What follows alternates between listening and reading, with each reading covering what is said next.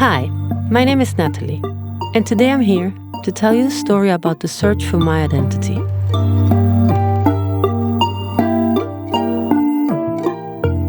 When people who are close or not so close to me find out that I'm adopted and that a documentary has been filmed since I actively began the search for my roots, what always follows is a series of questions. I have been answering these questions for years. Now that we finished filming the documentary, I decided to make this podcast, answering each one of them. Each episode is an answer to a question. Now, who we really are and what our true identity is a question that humans have been asking themselves since the beginning of time. And still, no one really knows what we're made of. Here, I tell you my story, for now. Now, please remember, this is not the truth. This is just my truth.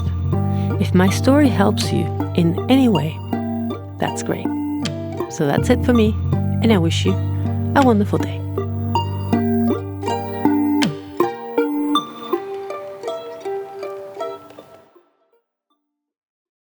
Chapter 21. What was it like to knock on those doors? In May 2018, thanks to Paula Klechman and Lorena Quiroga, who like me had their identities substituted and sold by Dr. Bartuca, I arrived at the doors of the Human Rights Office inside the Civil Registry of Buenos Aires. As I mentioned before, by that time, Lorena and Paola had been searching for years, so it was thanks to their earlier efforts that I eventually met Mercedes Yáñez.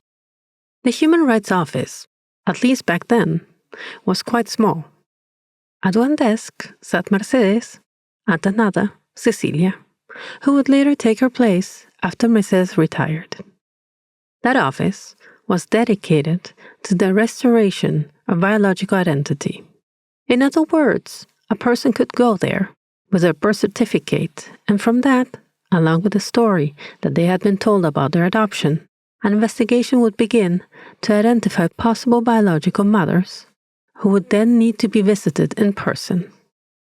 Based on the doctor's name and the address appearing on the certificate, they could usually deduce in which hospital one might have been born, if the certificate didn't already specify it.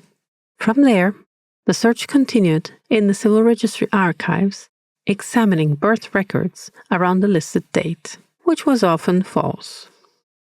Among those records, the ones that drew attention were those belonging to young, single mothers or to babies recorded as having died shortly after birth under suspicious circumstances. They also took note of the birth records of babies who later disappeared completely from the system. Children who simply vanished from all official traces. It was like finding a needle in a haystack. But Mercedes and later Cecilia, using their knowledge and intuition, searched through data that to the rest of us would be indecipherable, trying to locate mothers who many years ago had given birth in a municipal hospital in Buenos Aires. In May 2018, Mercedes handed me a list of 15 women I needed to visit, along with very specific instructions on how to approach each one, the result of years of experience knocking on the doors of possible biological mothers. She emphasized how crucial it was to follow the procedure to the letter, since the success of any encounter would depend on it. The process went as follows. Once you had the mother's address, you had to go there in person and alone. If someone other than the mother opened the door, you had to invent a pretext to ask to speak with her. It was essential not to tell anyone except the mother why you were there. You might say something like, "I have a personal message from my late mother, who was a schoolmate of Mrs. So-and-so." You had to remember that the mother might never have told anyone about the existence of the child she had over 40 years earlier. The daughter might be the result of a rape she never spoke about, or of an affair she still feels ashamed of. Most likely the mother had rebuilt her life, and that baby belonged to a very distant past. One had to proceed with great sensitivity, hence the small protective lie. Once the mother appeared, you first look for any physical resemblance. Then, you would explain that you were searching for your biological identity, and that this was how you had come to her door. You could also describe how you had reached her name through Mercedes, Cecilia, the Human Rights Office, the Civil Registry, etc., and reassure her that her information was strictly confidential. With luck, one might agree to a DNA test. The most would not. And finally, one last rule. Never, ever call by phone. When people tried that, the mothers would deny everything and never answer again, losing any chance even to see whether there was a resemblance. 15 women, 15 addresses, 15 doors, 15 stories, 15 encounters. During that trip in 2018, we never managed to begin such a journey. With Simone and my partner at the time, we decided to return to Sweden, regroup, and plan to come back in September. But when September came, my partner and I had already begun our separation. Then February arrived, and I didn't have a cent. By May 2019, I still hadn't managed to get back on my feet.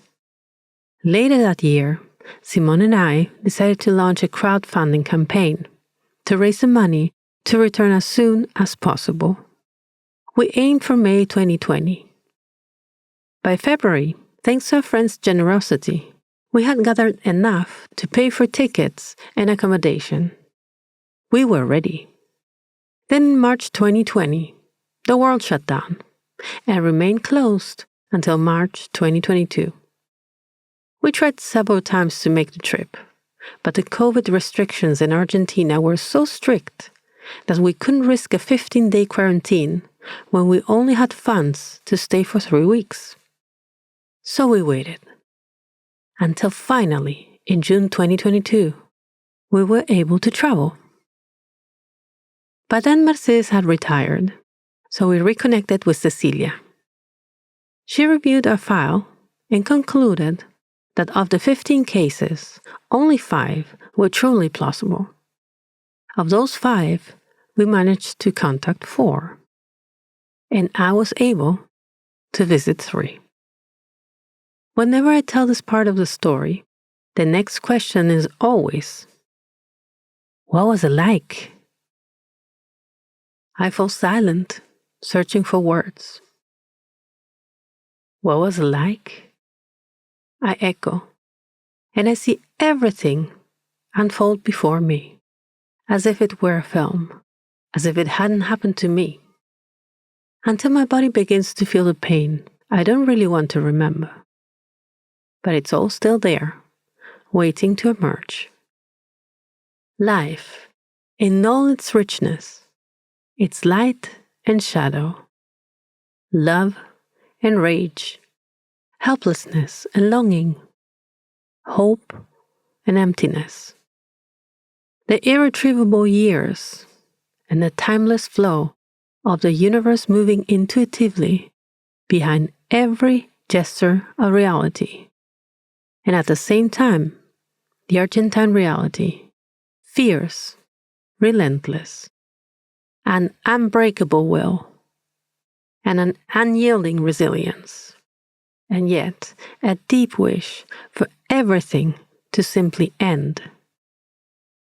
A silent scream caught in my throat. A heart refusing to harden. Humility before fate, and protest against what lay before me.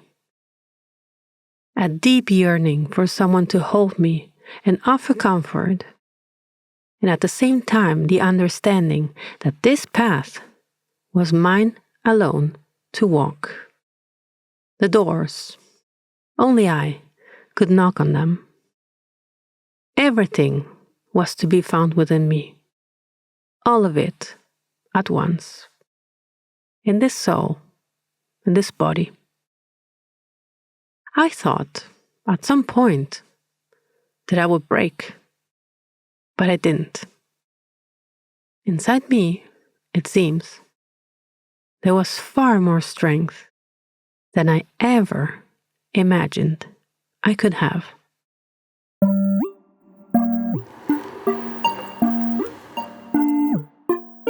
Hi, if you want to support Nothing Personal podcast, you can do it through patreon.com/nada.personal podcast, or also by subscribing to the podcast on Spotify, Apple Podcasts, Google Podcasts, or YouTube. On Facebook, you'll find it as nada.personal podcast, and on Instagram, nada.personal_podcast. Or you can find it directly on its website, nada.personalpodcast.com. This podcast and the theme song were produced by me at Luna Music, Stockholm, Sweden. The translation to English is by Halpin. Thank you so much for listening, and have a great day.